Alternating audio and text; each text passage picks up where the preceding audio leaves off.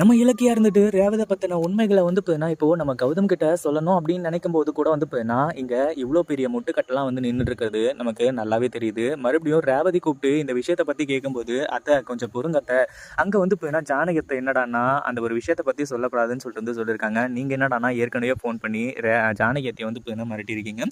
இதுல இன்னும் பயங்கர கோவத்தோட அவங்க என் கூட சரியா பேசுறது கூட இல்லை. இப்படி இருக்கும்போது நான் எப்படி வந்து இந்த உண்மை எல்லாத்தையுமே சொல்ல முடியும் அப்படின்ற மாதிரி கேட்டுக்கிட்டு இருக்காங்க. ஒரு பக்கம் வந்து இப்போ நம்ம கௌதமும் இலக்கியாவும் வந்து சந்தோஷமா இருக்கணும் அப்படின்னு பார்த்தா அந்த அளவுக்கு எந்த ஒரு விஷயமும் வந்து இந்த இடத்துல நடக்கிறது இல்லை. ஏன்னா ஏற்கனவே நம்ம கார்த்திகோட விஷயம் ஒரு பக்கம் ஓடிட்டு இருக்கு, அடுத்ததா கௌதமோட விஷயம் ஒரு பக்கம் ஓடிட்டு இருக்கு, இங்க இலக்கியாவோட விஷயம் ஒரு பக்கம் ஓடிட்டு இருக்கு. ஆளுக்கு ஒரு பக்கம் வந்து இப்போ ஓடிட்டு இருக்காங்க.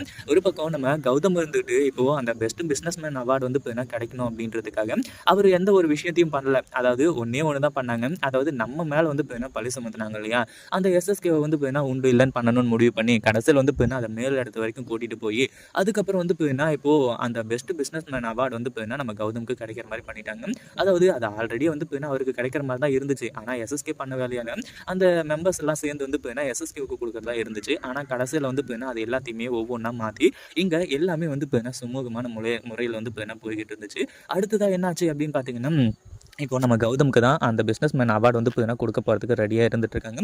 ஒரு பக்கம் இந்த ஒரு அவார்ட் ஃபங்க்ஷனுக்கு நம்ம ரேவதியை வந்து கூப்பிட்டுருக்காங்க நம்ம இலக்கியா. அதாவது அத்தை நீங்கள் வந்து ஒரு ஓரமாக உட்காந்துட்டு, அதாவது இங்கே நம்ம கௌதமோட உண்மையான அம்மா வந்து ரேவதி. அப்படி இருக்கும்போது வந்து இந்த ஃபங்க்ஷனுக்கு நானும் வரேன் அப்படின்ற மாதிரி தான் நம்ம ரேவதி வந்து சொல்கிறாங்க. ஏன்னா அவங்க தான் வந்து கரெக்டாக, அதாவது நம்ம ஜானகி இருக்கக்கூடிய இடத்துல நம்ம ரேவதி தான் வந்து இருக்கணும். இல்லை அப்படின்னா நம்ம ரேவதி ஜானகி ரெண்டு பேருமே வந்து பக்கத்தில் பக்கத்தில் இருக்கணும். அப்படி இருக்கும்போது வந்து இந்த இடத்துல நம்ம ரேவதி ஆசைப்படுறது ஒன்றே ஒன்று தான், கடைசியாக நான் சாகிறதுக்குள்ளே என் மகன்கிட்ட வந்து உண்மையை சொல்லணும் அப்படின்னு சொல்லிட்டு ஆசைப்பட்டேன்.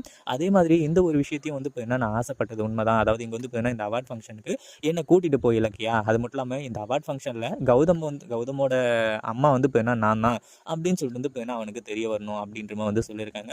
இது என்னடா மிகப்பெரிய ஒரு ட்விஸ்ட்டாக இருக்கே, இந்த ஒரு ட்விஸ்ட்டை எதிர்பார்க்கவே இல்லையே அப்படின்ற மாதிரி தான் இருந்துட்டு இருக்கு. ஏன்னா நம்ம ரேவதி வந்து இப்படி கேட்பாங்க அப்படின்றது வந்து இவங்களுக்கு சுத்தமாகவே புரியல. ஒரு பக்கம் வந்து நம்ம கௌதமுக்கு இந்த விஷயம் எதுவுமே தெரியாது. நம்ம ஜானகிக்கு உண்மை தெரிஞ்சதுனால கண்டிப்பாக ரேவதியை நம்ம இலக்கியா கூட்டிகிட்டு வந்தால் பயங்கரமாக வந்து கோவப்படுவாங்க அப்படின்றதுல எந்த ஒரு சந்தேகமும் கிடையாது. ஏன்னா அந்தளவுக்கு வந்து இப்போது பல விஷயங்கள் நடந்துட்டுருக்கு அப்படின்றது எல்லாத்தையுமே நம்மளே பார்த்துட்ருக்கோம். அதே மாதிரி நம்ம ஜானகி பயங்கர கோவத்தோட இலக்கியா கிட்ட வந்து கோவத்தில் பேசிகிட்டு இருக்கிறது, இது எல்லாமே வந்து ஒரு பக்கம் எல்லாருக்குமே அதிர்ச்சியை வந்து ஏற்படுத்துது.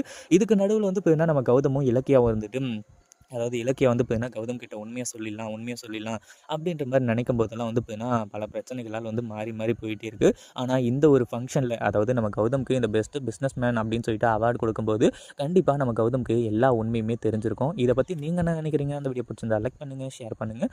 இப்போ தான் நம்ம சேனலுக்கு ஃபர்ஸ்ட் டைம் வரீங்க அப்படின்னா கீழே இருக்க சப்ஸ்கிரைப் பட்டனை ப்ரெஸ் பண்ணிக்கோங்க.